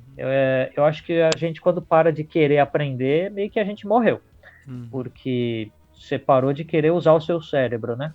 Então, eu vejo assim, como... Por isso que eu falei que é o meu plano de vida. Eu me vejo velhinho sendo professor, porque é realmente o que... Eu entendo que para ser professor eu preciso continuar aprendendo, porque eu não posso parar nunca. Então, já que se tem algo que eu gosto de fazer é estudar, e assim eu poder passar isso adiante, o YouTube, de certa forma, enquanto existir essa rede social, porque redes sociais são um pouco fugazes, né? Elas podem sumir de um dia para o outro. Verdade. Mas enquanto existir esse canal, quando não existir esse canal, vão existir outras coisas no lugar. Eu vou continuar utilizando esses veículos como ferramentas didáticas. E assim eu acho que eu vou evoluir. E eu melhorei minhas aulas sendo youtuber e melhorei meu YouTube sendo professor e vice-versa. E o YouTube, ele meio que foi um divisor de águas, né? Na maneira de se aprender coisas e de entretenimento. O YouTube, ele se transformou numa coisa muito grande, né? Eu confesso pra você, Vernalha, que que no início, cara, eu subestimava um pouco o YouTube, sabe? Eu achava assim, pô, mais uma rede social não, mas tipo, mais uma plataforma, mais um site Uhum. que vai durar aí talvez um tempinho e logo logo vai acabar, porque isso aqui é só pra... Tipo, os caras criaram o YouTube pra botar vídeo... Tipo, os caras não tinham onde colocar vídeo. Aí falou, ó, vamos criar um site e colocar uns vídeos lá. E hoje Uhum. virou isso, né, cara? Hoje você aprende inglês, você tem aulas 24 horas, aula ao vivo, você aprende absolutamente qualquer coisa assistindo o YouTube. E eu É acho verdade. que o YouTube ele ficou tão grande, tão bom assim, porque pessoas assim como você que tem essa seriedade, essa preocupação em passar um conteúdo de qualidade, em gravar bem feito, em fazer um áudio bem feito e o conteúdo fazer sentido e trazer, agregar conhecimento para as pessoas. Eu acho que o sucesso do YouTube também, é claro que é uma plataforma muito boa em termos tecnológicos, mas eu acho que de conteúdo ser tão bom, eu acho que é por conta dos criadores, das pessoas que contribuem com o YouTube. E às vezes eu até fico pensando aqui, tenho até medo disso, falo que o YouTube uma hora vai explodir, porque de tanto conteúdo que sobe para a plataforma é uma coisa absurda, né? É algo muito bom, como eu acabei de dizer, que se aprende qualquer coisa. E também é algo que eu não sei como que vai ser no futuro, porque é tanto vídeo, cara, que sobe, é tanto upload diário que eu não sei o que vai virar isso aqui, ô Vernalha. É um negócio curioso, né? Eu acho que com o tempo o YouTube vai acabar se tornando uma plataforma de conteúdo quase que televisivo, onde quem tem canais maiores e tal sobrevive financeiramente, e vai ser muito difícil os pequenos disputarem espaço. Isso já é uma realidade atual do YouTube. É muito difícil crescer um canal atualmente. Verdade. E E aí talvez surja uma outra plataforma com esse viés, ou seja, olha, essa aqui é a plataforma para quem é pequeno e quer mostrar o seu trampo. Quando o YouTube se tornar um lugar um pouco hostil para quem é pequeno, porque está só privilegiando quem é grande, alguma outra plataforma vai surgir para abrir esse espaço. Isso é um movimento constante, né, da internet que eu acho que vai continuar assim. É engraçado se eu pensar que eu abri meu canal no YouTube em 2008. Hum, Mas meu primeiro vídeo de conteúdo mesmo, assim, né, nessa sequência de vídeos didáticos tentando ensinar alguma coisa ou compartilhar alguma coisa, o primeiro que eu lá coloquei foi em 2012. uhum. Então, ano que vem, cara, eu tô completando 10 anos contínuos de publicação de vídeo. Nossa, caramba, olha aí. Eu lembro que quando o YouTube começou a. Eu, tipo assim, eu falei, cara, eu vou acessar o YouTube. Quando eu pensei em fazer isso, era na época da Lan House ainda. A gente pagava Uhum. pra usar computador. Não tinha computador em casa, não tinha. O celular na época era super, tipo. A maior diversão num celular na minha época de adolescente era o jogo da cobrinha, né? É verdade. E- Tem uma molecada atual que não vai fazer ideia do que seja uma lan não, house. É isso que é engraçado a gente não, pensar. não. Os caras não vão saber o que, que é isso. E aí, cara, e olha pra você ver, Vernalha, a Lan House era dentro de uma locadora de DVDs, cara. Olha pra você ver. É, Duas coisas que já não existem mais.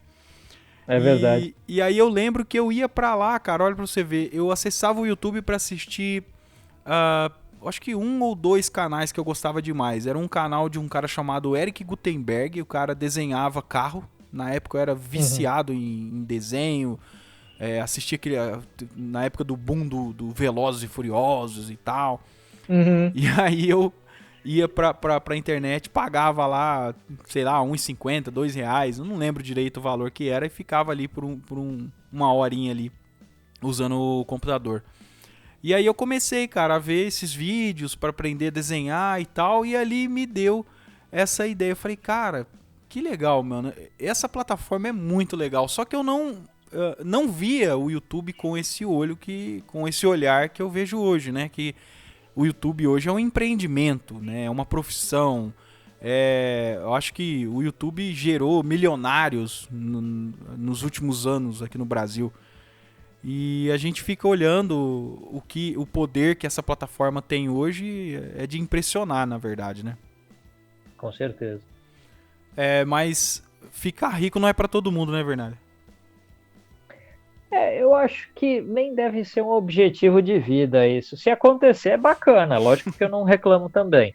Mas se alguém se coloca essa pressão, imagina você ter como meta de vida ficar rico. Uhum. Sendo que o ponto de partida da maioria de nós é muito distante disso. Uhum. Se a pessoa, sei lá, classe média, cara, você está muito mais... A realidade social que as pessoas têm que entender é assim, o classe média está muito mais perto da pobreza do que da riqueza. Uhum. Quando a gente olha o que é a fortuna dessas pessoas muito ricas e olha o que é normalmente o classe média, você entende que assim, você está muito mais perto dos degraus de baixo dessa escada do que dos degraus de cima dessa escada.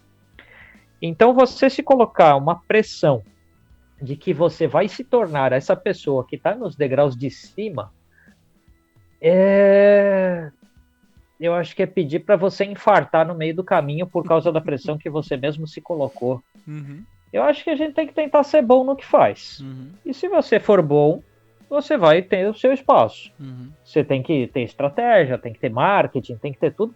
Mas o principal é que cada um de nós queira ser bom para a sociedade que se insere, que seja bom para o seu próximo, que seja bom para as pessoas que estão ao seu redor. E aí você vai ser relevante na vida das pessoas, porque você é bom. E as pessoas vão gostar de trabalhar com você porque você é bom. Uhum. E aí, cara, o dinheiro tende a ser uma consequência de um processo positivo. Porque tem muita gente que é rica, cara, mas a única coisa que a pessoa tem para oferecer na vida é dinheiro, porque são pessoas muito vazias. Verdade. Então, se é para ser rico e ser como alguns dos ricos que a gente vê por aí, eu prefiro não ser. Verdade, você tem razão, pô. Claro, com certeza. Eu fiz um vídeo esses dias falando sobre isso, até o pessoal que tá ouvindo o podcast aí, galera. Tudo que a gente tá comentando aqui vai ficar na descrição, tá? Inclusive, o link pros cursos do Vernalha também vão ficar aqui na descrição, tá, Vernalha? Depois você me manda tudo aí pra mim, os links, valeu. Tá? Que eu vou deixar tudo aqui na descrição. E falando ainda sobre esse papo aí de riqueza e tal, de YouTube, eu vejo que hoje tem existe uma ilusão muito grande das pessoas em relação ao YouTube, né? Como eu disse, o YouTube gerou muita riqueza aí, né? Teve gente que acabou ficando rico com o YouTube. E aí eu fiz um vídeo falando sobre isso e tal, até teve um comentário lá, tive que fazer um vídeo depois explicando o que eu quis dizer. Que os caras, eles acham que é só ligar a câmera, fazer um vídeo de qualquer coisa e amanhã já tem $1 milhão de dólares na sua conta. E quando se fala em criação de conteúdo, a gente sabe que não é bem isso, né, Vernalha? Existe um trabalho, tipo, as pessoas que assistem os vídeos, elas só veem a ponta do iceberg, né? Isso em qualquer assunto, cara. Nem vamos falar de fotografia, que é um nicho específico, então... No Brasil não tem nenhum canal de fotografia, acho que com mais de 300 mil inscritos, ou então ninguém ficou rico com fotografia no YouTube brasileiro. Se a gente ignorar isso e pegar, sei lá, aqueles grandes canais de humor, pega tipo Porta dos Fundos. Porta dos Fundos é enorme, é gigantesco. Cara, tem uma equipe enorme, aquilo é uma produtora com 30 funcionários, sabe? É uma empresa sendo gerenciada com múltiplas cabeças ali pensando no que eles têm para fazer. Então, quando a gente vê aquele sketchzinho de humor, isso só citando um exemplo, que é o Porta dos Fundos, aí você vê aquele videozinho de 2 minutos e pensa, isso aí eu também faço. Cara, não é bem assim, não é assim que funciona esse negócio. E essa história eu penso assim, por exemplo, se alguém quer ser humorista, ela não pode pensar, eu preciso ficar rico com humor. Ela tem que pensar, eu preciso fazer as pessoas rirem. Porque se você quer ser humorista, as pessoas têm que dar risada. É que nem você músico. Você não quer ficar famoso. Você quer que as pessoas gostem da sua música. Verdade. Então o princípio eu farei a melhor música, eu darei a melhor aula, eu farei o melhor vídeo de humor, eu farei o melhor vídeo de fotografia, eu farei o melhor que a minha capacidade permite fazer. E se eu sempre tentar fazer o melhor, de algum jeito, eu vou perseverar. É lógico que não é só esforço, eu não sou um defensor cego da ideia de meritocracia, porque não é assim que as coisas funcionam. Tem muita gente boa que não consegue nada no mundo e a gente não pode ignorar isso, porque a pessoa às vezes está começando de um ponto de partida muito sem estrutura e ela não vai conseguir chegar lá. E tem gente que chega lá com menos qualidade porque tinha dinheiro para fazer isso. A gente não pode ignorar a realidade dos fatos, mas independente do ponto de partida de cada um, o objetivo da gente tem que ser fazer o melhor. E perseverar por ter sido bom naquilo. Eu acho que esse é o objetivo, porque se o objetivo for ficar rico, sei lá, cara, a gente entra nessas pessoas com uma ética muito questionável, como os nossos políticos e coisas assim. São pessoas ricas, mas o que elas fizeram para chegar lá, né? Eu entendo. Não é grandes coisas. Sim, claro. E até foi bom você mencionar isso, que entra também numa coisa que eu até anotei pra gente conversar aqui rapidinho sobre esse tema. A gente começou conversando aqui sobre cinema e tal, a gente até falou sobre videoclipes e tal. E o cinema brasileiro, ele sofre muito, né, Vernalha? Você tem acompanhado, tem visto como que tá, o que você tem, se você tem alguma visão a respeito do cinema brasileiro, o que talvez está faltando, se é incentivo, se é qualidade, se algum dia a gente vai poder, ao menos, se equiparar ali ao cinema americano, até almejar um Oscar, né? Porque a gente sempre chega ali na porta, mas não entra, né? O que falta pro cinema no Brasil, eu vou tentar não citar nenhum nome de político ou coisa assim, tá? Para não. A vida é curta demais para a gente falar das coisas que a gente não gosta, então eu vou tentar não entrar nessa parte. Tá legal. Mas o que acontece é que é o seguinte: qualquer país do mundo que perseverou no seu cinema, perseverou porque entendeu que o cinema era parte de uma estratégia de comunicação desse próprio país. Então, por exemplo, os Estados Unidos, que é a pátria do liberalismo econômico e tal. Cara, o governo americano financia, através de inúmeras facilidades, o cinema americano para que ele se exporte pelo mundo. Então, desde isenções fiscais aos estúdios, até perdão de dívidas bilionárias de estúdios, para que o cinema americano continue funcionando. Então, o cinema tem uma pesado incentivo estatal nos Estados Unidos. Eu dou um exemplo sobre o cinema americano e a participação do governo num filme que muita gente vai se lembrar, que é aquele Top Gun, Ases Indomáveis, com Tom Cruise. Pensa qual é o preço do aluguel de um porta-aviões da Marinha Americana para pôr no seu filme. Caramba.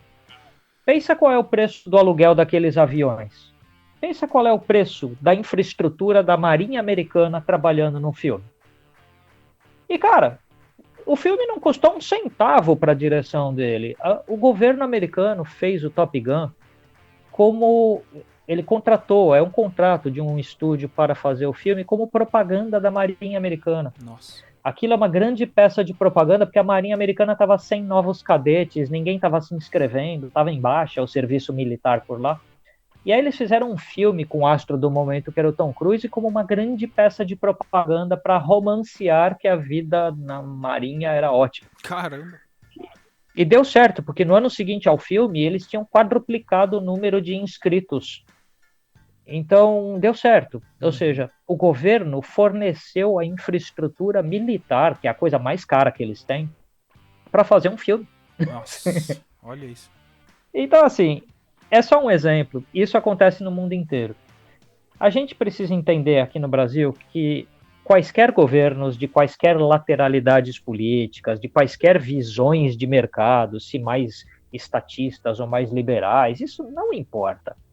O que importa é que entendam que cinema é área estratégica da cultura de um país e que, assim sendo, precisa do amparo do governo, porque o amparo do governo é o governo quem tem mais dinheiro num país, qualquer que seja. Então é o governo que tem as condições de promover. Sem isso, não acontece. O cinema argentino tem amparo do governo e já ganhou inúmeros Oscars. O cinema francês, cara, na França tem cota de exibição não cota de exibição do filme francês, tem cota de exibição dos filmes estrangeiros. Se você tem um filme americano e quer passar num cinema francês, você paga um imposto a mais. Olha aí, cara.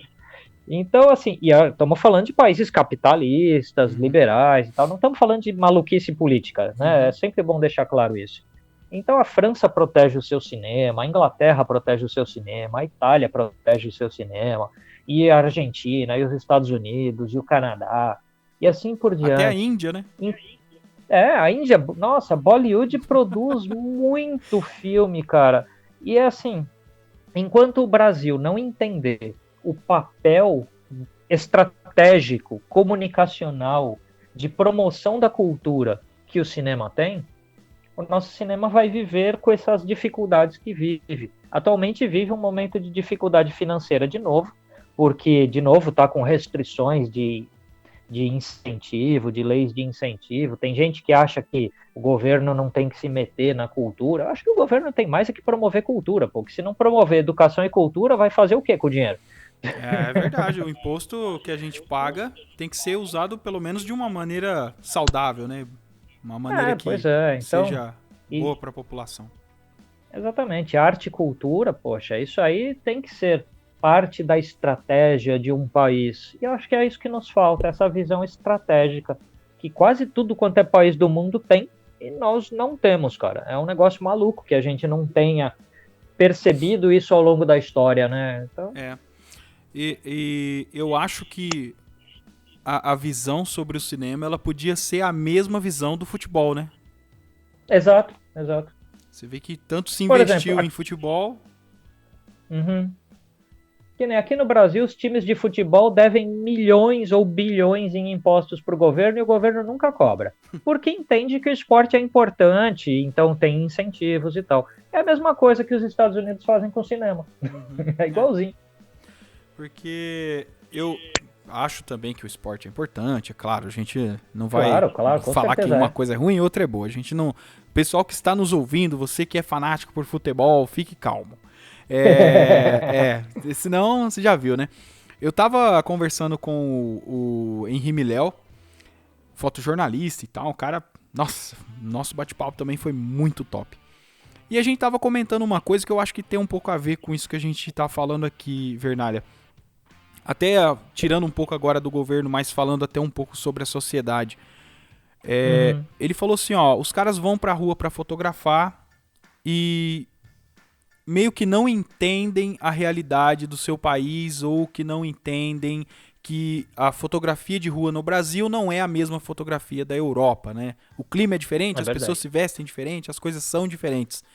Eu acho que o espectador, o cara que vai no cinema para assistir um filme, ele tá tão, sei lá, eu não consigo classificar, mas assim, a pessoa exige ver no cinema brasileiro o que se vê no cinema do exterior.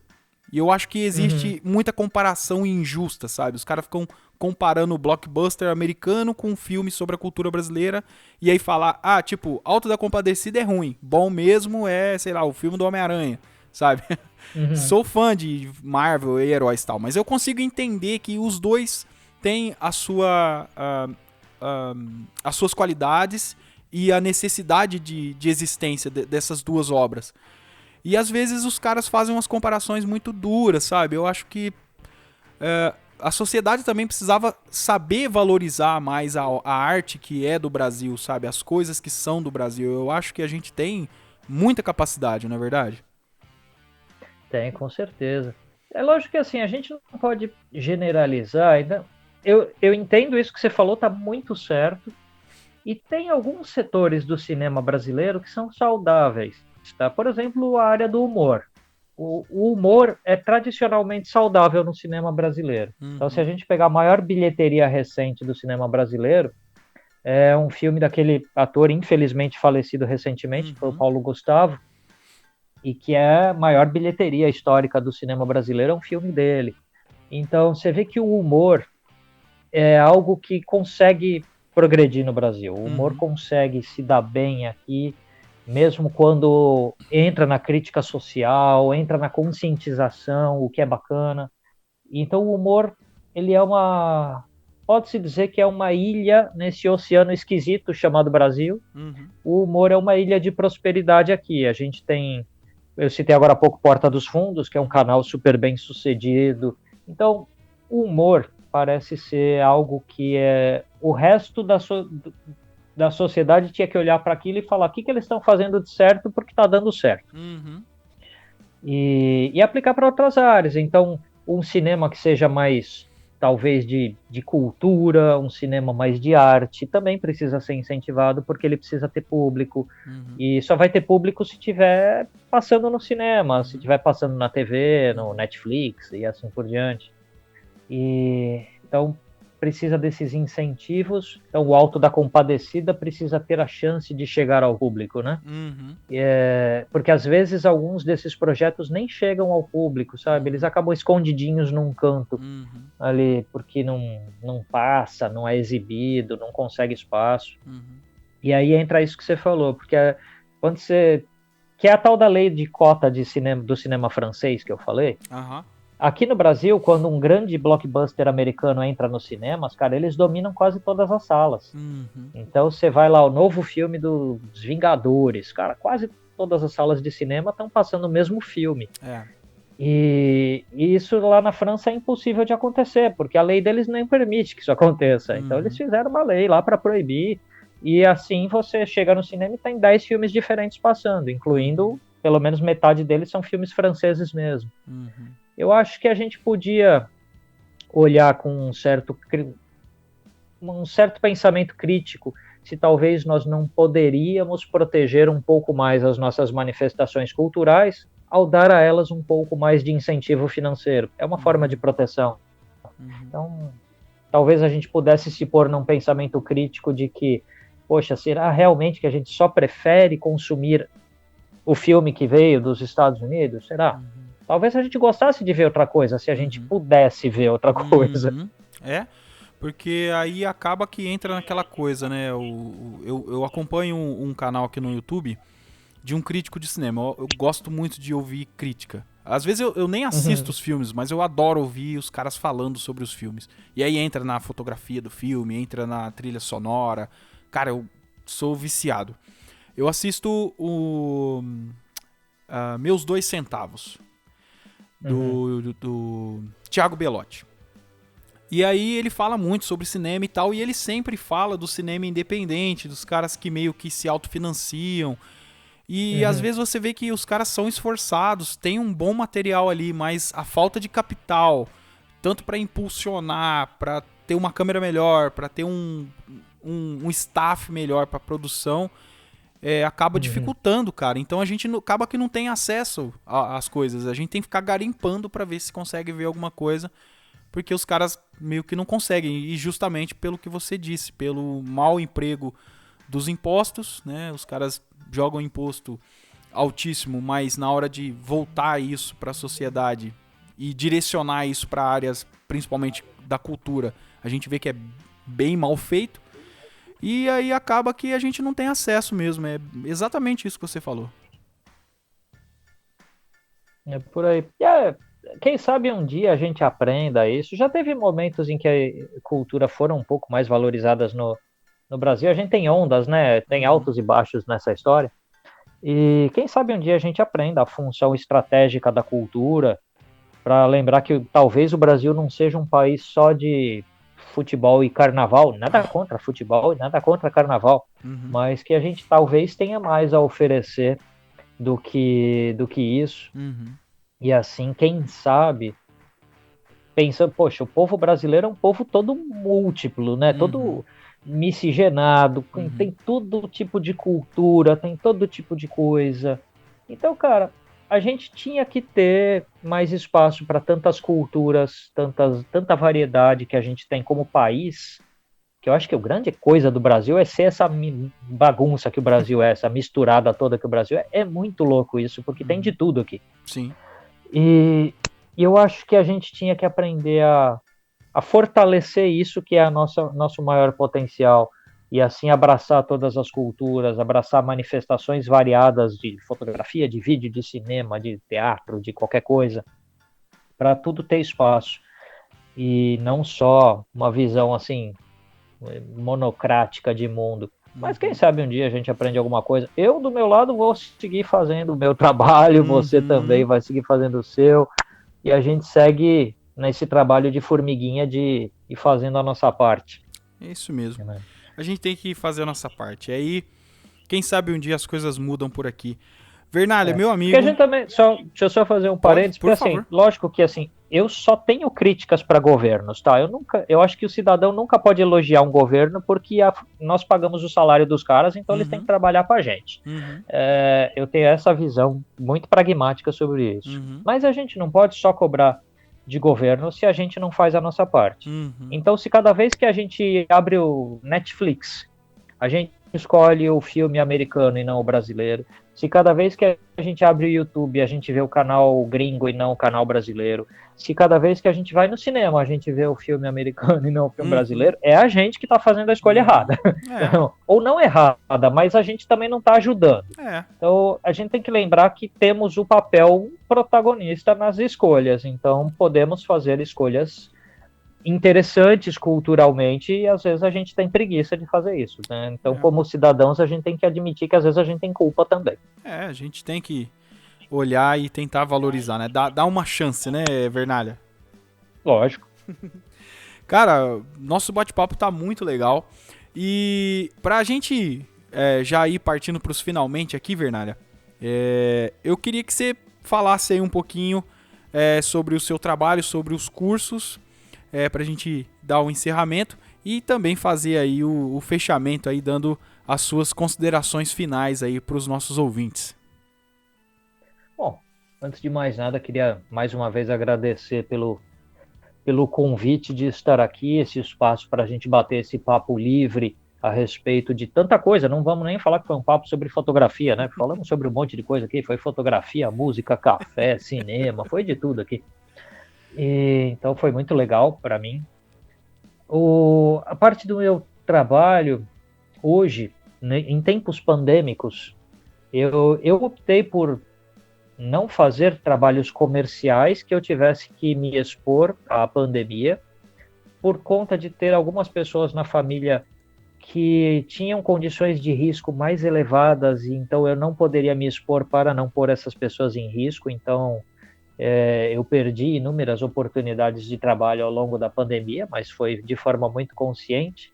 E assim eu me concentrei entre o YouTube, os cursos online, as consultorias, aulas particulares, venda de foto, fine art aí para alguém colocar na sua sala de casa. Eu fui fazendo essas coisas.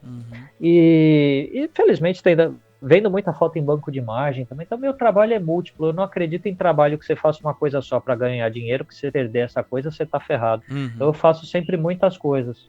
Assim eu fui me defendendo com banco de imagem, com fine art, com aula, consultoria. E os meus cursos, que são uma parte consistente aí da minha renda, do meu trabalho e da minha dedicação de vida. Eu tenho atualmente 3 cursos online disponíveis, em breve o 4º curso, eu estou na pré-produção do 4º curso online.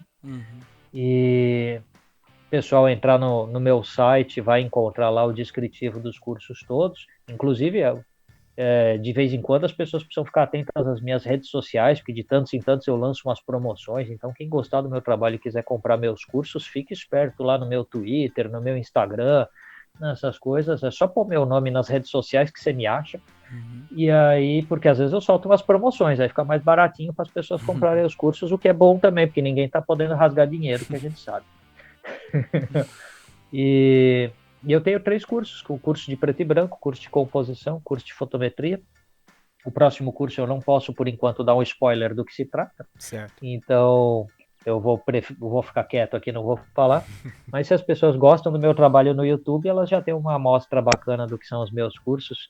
E a didática é parecida, o jeitão é parecido. E ali eu faço o meu melhor para passar um pouco disso que eu acumulei ao longo da vida, para que as pessoas tenham, de certa forma, uma informação facilitada, né? Porque o curso, independente de serem os meus, tá? Uma dica que eu dou para todo mundo é: façam cursos, porque às vezes o autodidatismo é bacana, cara, mas dá muito trabalho para você pôr a informação em ordem sozinho. A melhor coisa que um curso faz é organizar a informação para você. Então, façam cursos do assunto que vocês gostarem, independente do meu curso. Se os temas que eu trato não forem do seu interesse, procura quem trabalha o seu interesse e faça cursos, incentive os professores que estão espalhados por esse Brasilzão, porque tem muita gente boa por aí, tem muito curso bacana, e o estudo é uma das poucas coisas que realmente muda a nossa vida, muda a nossa percepção de mundo, muda a forma como a gente produz. E assim sendo, é muito recompensador quando a gente faz um curso, absorve aquela informação e aquilo nos modifica, nos permite trabalhar melhor, nos permite fotografar melhor. Então, se eu puder dar essa dica, não fiquem só no conteúdo que está disponível gratuito no YouTube, que é maravilhoso e eu nem discuto sobre isso, mas também busquem cursos, busquem livros, busquem revistas, porque a fotografia é um mundo imenso de grande, com muita coisa para a gente absorver. Então é correr atrás, né? Isso aí, cara. Bem dito aí pelo Vernalha. Vamos valorizar aí quem está ensinando fotografia. Eu sempre digo aqui no canal, né? Eu também aprendi fotografia pelo YouTube e tal, mas eu sempre falo pro pessoal correr para a biblioteca, se possível conseguir fazer um curso e ter um mentor, uma pessoa que possa te direcionar, né? Isso é muito importante para sintetizar, para concentrar um método de fotografia que você não fique tão avulso, né? Porque eu acho que o autodidata ele corre esse risco, né? De ficar avulso demais e fazer aquela miscelânea de conhecimento. Tá recebendo conhecimento bom, mas ele é muito diluído e isso aí pode prejudicar. Então, galera, ó, dado aí o recado do Vernalha, os cursos, os links vão ficar aqui na descrição e vocês acompanhem as redes sociais dele para vocês ficarem por dentro. Aí se rolar um descontão lá, vocês puderem aproveitar, né? Vernalha, cara, só tenho a agradecer pela sua participação, cara, muito obrigado por você ter dedicado esse tempo aqui pra gente.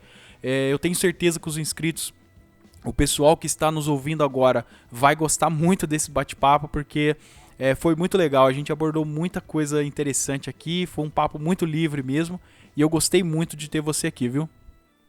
Poxa, valeu, eu agradeço, o papo foi ótimo, foi muito legal, fluiu, você vê que a gente está um bom tempo conversando aqui, Então... mas foi divertido. Agora a gente fica só na dívida de quando acabar essa pandemia a gente tomar um café. Ah, fechado então, cara. Quando acabar isso, se Deus quiser, a gente vai tomar um café sim. Vernalha, isso aí. Uma boa noite pra você, cara, viu? Tenha uma boa noite de descanso aí. E como eu sempre digo aqui no final dos meus podcasts, boas fotos. Valeu, obrigado. Pra você também.